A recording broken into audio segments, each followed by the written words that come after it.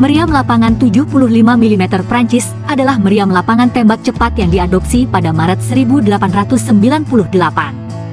Nama resminya di Prancis adalah Materiel de 75 mm mulai 1897. Meriam ini umumnya dikenal sebagai meriam Prancis 75, singkatnya 75 dan Soixante-quinze, bahasa Prancis untuk 75. Meriam Prancis 75 dirancang sebagai sistem senjata anti-personel untuk menembakkan peluru shrapnel berkekuatan tinggi dalam jumlah besar ke pasukan musuh yang bergerak maju di tempat terbuka.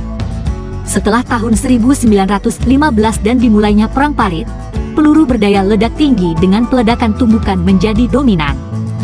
Pada tahun 1918, meriam 75 menjadi agen utama pengiriman peluru gas beracun. Meriam 75 juga banyak digunakan sebagai artileri anti-pesawat yang dipasang di truk. Meriam ini merupakan persenjataan utama tank Saint-Chamond pada tahun 1918 dan tank Char 2C. Meriam Kiev 25 pounder, atau lebih singkatnya 25 pounder atau 25 PDR, dengan kaliber 3,45 inci, 87,6 mm, adalah sebuah artileri lapangan yang digunakan oleh pasukan Inggris dan persemakmuran dalam Perang Dunia Kedua. Tahan lama, mudah dioperasikan, dan serbaguna. 2. Meriam ini merupakan meriam lapangan dan howitzer meriam Inggris yang paling banyak diproduksi dan digunakan selama perang. Meriam ini diperkenalkan ke dalam layanan tepat sebelum perang dimulai dan menggabungkan kemampuan tembakan sudut tinggi dan langsung, laju tembakan yang relatif tinggi, dan peluru yang cukup mematikan, dengan meriam yang sangat mobile. Produksi awal lambat, tetapi pada tahun 1945, lebih dari 12.000 telah diproduksi. Meriam ini tetap menjadi meriam lapangan artileri utama Angkatan Darat Inggris hingga tahun 1960-an, dengan jumlah yang lebih sedikit digunakan dalam unit pelatihan hingga tahun 1980-an. Banyak negara persemakmuran menggunakannya dalam tugas aktif atau cadangan hingga sekitar tahun 1970-an, dan amunisi untuk senjata tersebut saat ini, tahun 2020-an, diproduksi oleh pabrik persenjataan Pakistan.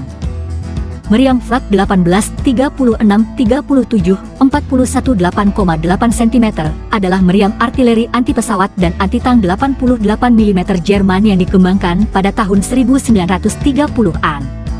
Meriam ini banyak digunakan oleh Jerman selama Perang Dunia Kedua dan merupakan salah satu senjata Jerman yang paling dikenal dalam konflik tersebut. Meriam ini dikenal luas sebagai Eichtach 88 oleh Jerman dan 88 oleh Sekutu. Karena daya mematikannya, terutama sebagai penghancur tank, meriam 88 sangat ditakuti oleh tentara Sekutu.